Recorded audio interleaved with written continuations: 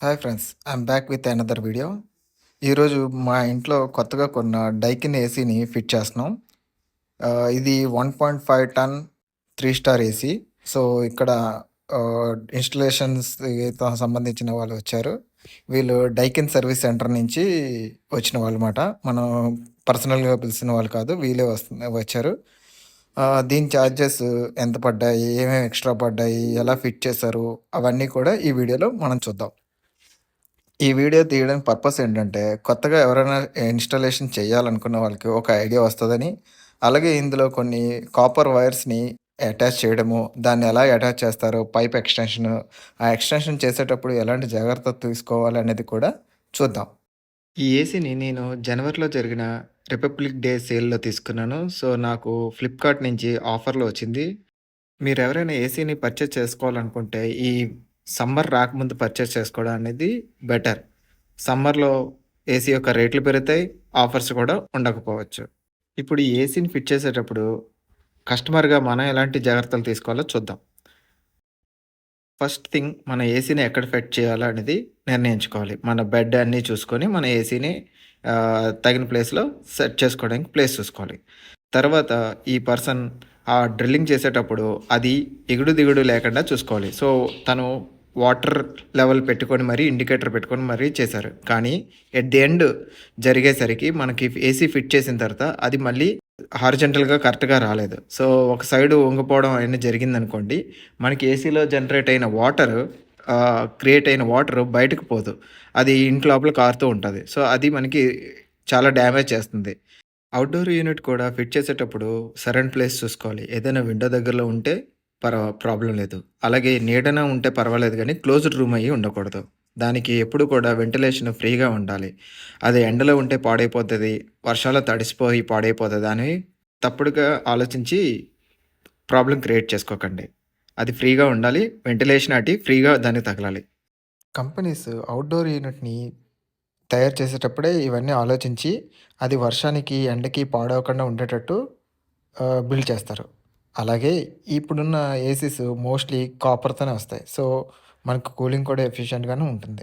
AC బయటుంది కదా! Outdoor పాడైపోతుందనే ఉద్దేశంకి మనం ఏ బాల్కనీలోనే అంటే బాల్కనీ విశాలంగా ఉంటే పర్వాలేదు గానీ, అది ఒక క్లోజ్డ్ బాల్కనీ లాగా ఉంటే మాత్రం మనం ప్రాబ్లమ్ ఫేస్ చేయాల్సొస్తుంది. ఏమవుతుందంటే అలా క్లోజ్డ్‌గా ఉన్నప్పుడు ఏసీలో ఉన్న హీటు బయటికి ఎళ్ళకుండా అక్కడక్కడే ఉంటది. దానివల్ల ఏమవుతుందంటే కంప్రెసర్ ఆ వేడి అక్కడే ఉండడం వల్ల అది ఓవర్ హీట్ అయ్యి ఇంకా మనకి ఏసీ ప్రాపర్‌గా పనిచేయదు.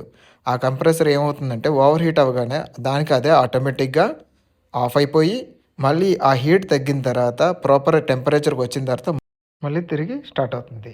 అలాగే ఈ పైప్స్ బెండ్ చేసేటప్పుడు చాలా జాగ్రత్తగా బెండ్ చేయాలి. ఈ పైప్స్ ఎక్కువ బెండ్ అయినా దానివల్ల ఏసీ జనరేట్ అవ్వదు.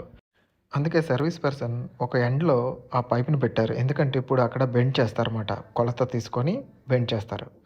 మీకు అర్థమవుతుంది ఒక 2 మినిట్స్‌లో. ఆళ్ళు ఎందుకు బెండ్ చేస్తున్నారు, ఎలా బెండ్ చేస్తున్నారో చూడండి. చాలా టైం తీసుకొని యాక్చువల్‌గా నేను ఇది వీడియోని ఫార్వర్డ్‌లో పెట్టాను 2 దానివల్ల మీకు కొంచెం ఫాస్ట్‌గా ఉంది గానీ, వాళ్ళు చాలా టైం తీసుకొని చెక్ చేసి 2, 3 టైమ్స్ మెజర్‌మెంట్స్ తీసుకొని అప్పుడు బెండ్ చేస్తున్నారు. ఎందుకంటే ఒకసారి బెండ్ చేసి మళ్ళీ అది సరిపోలేదనేసి మళ్ళీ ఇంకోసారి బెండ్ చేస్తే మనకు ఏసీ ప్రాపర్‌గా వర్క్ అవ్వదు. మనము ఆ చిల్‌నెస్‌ని ఎంజాయ్ చేయలేము.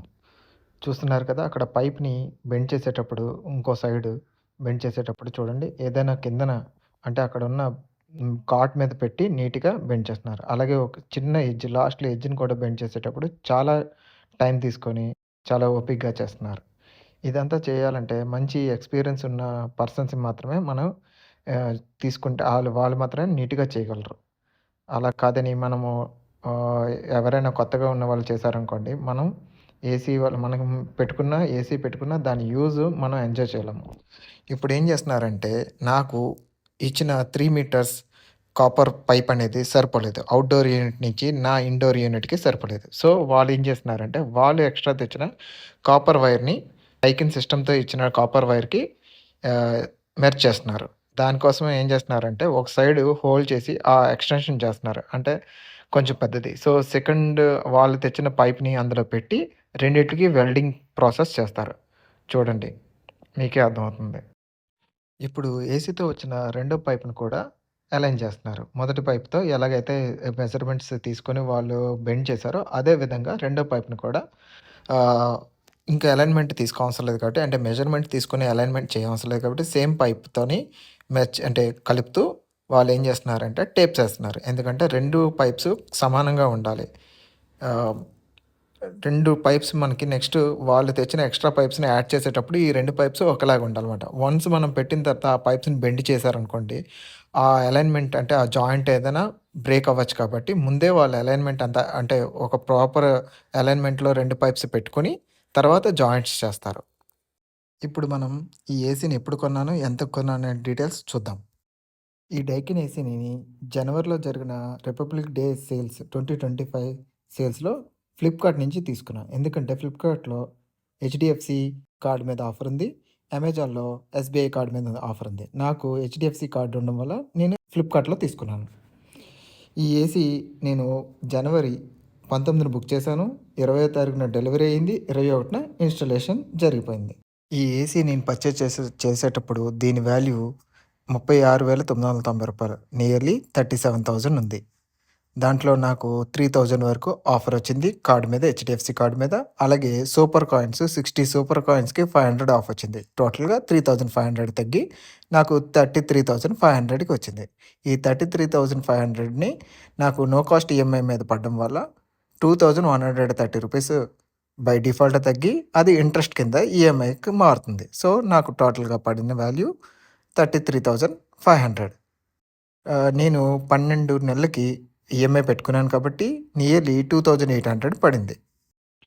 నేను ఈ ఏసీనే కొనడానికి కారణం ఏంటంటే, ఫస్ట్ ఆఫ్ ఆల్ నాది మాస్టర్ బెడ్‌రూమ్ చాలా పెద్దది కాబట్టి నేను 1.5 టన్నే నాకు సరిపోతుందని తెలుసు.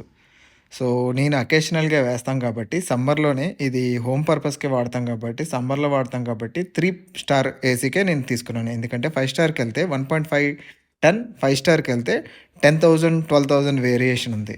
సో, నేను అకేషనల్‌గా వాడతాను కాబట్టి నేను 3 స్టార్ ఏసీనే తీసుకున్నాను.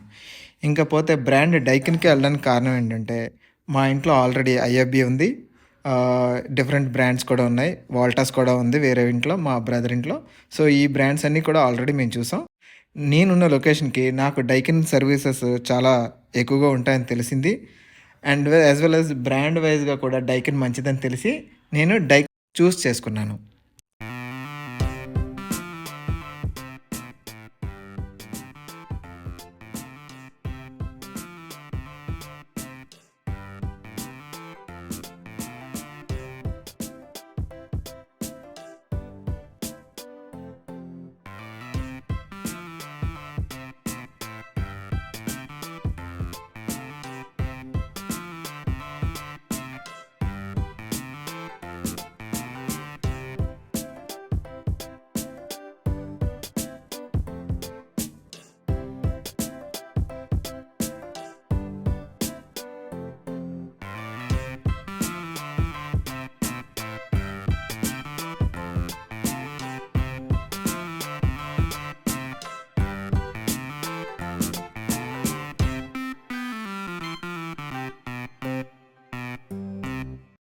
ఇప్పుడు ఆ కాపర్ వైర్‌కి జాయింట్ చేసి టేపేస్తున్నారు. జాయింట్ చేసిన ప్లేస్‌లో. ఎందుకంటే కాపర్ వైర్ డైరెక్ట్‌గా సన్‌లైట్‌కి ఎక్స్‌పోజ్ అవ్వకూడదు కాబట్టి అలా జాయింట్ చేస్తున్నారు. With tape.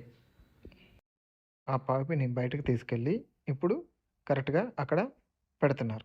సో, ఆ ఎక్సెస్ పైపు లోపలికొచ్చింది కదా! దాన్ని బెండ్ చేసి ఇండోర్ యూనిట్‌తో వచ్చిన పైప్‌కి ఇక్కడ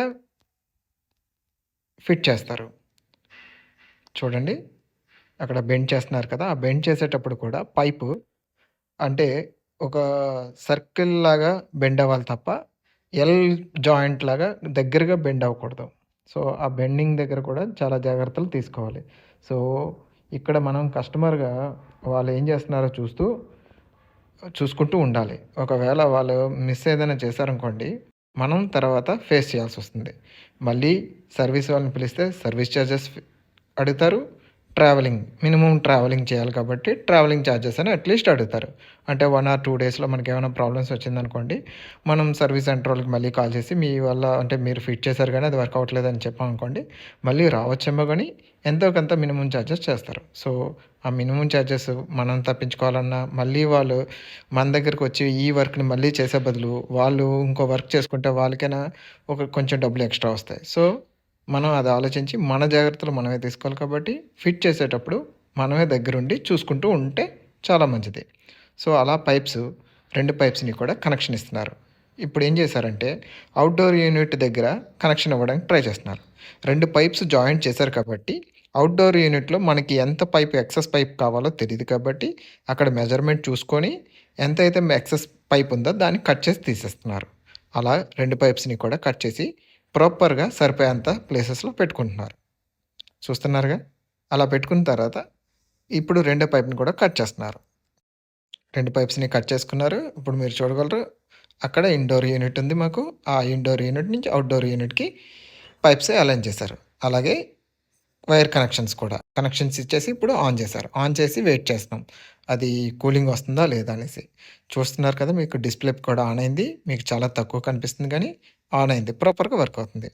ఇప్పుడు సర్వీస్‌కి ఎంత అయిందనేది ఈ స్క్రీన్‌షాట్‌లో చూడండి.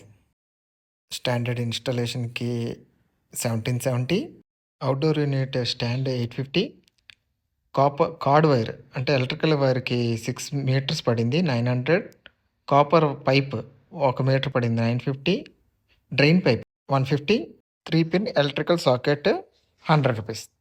That's all. Please like and subscribe my channel for more videos.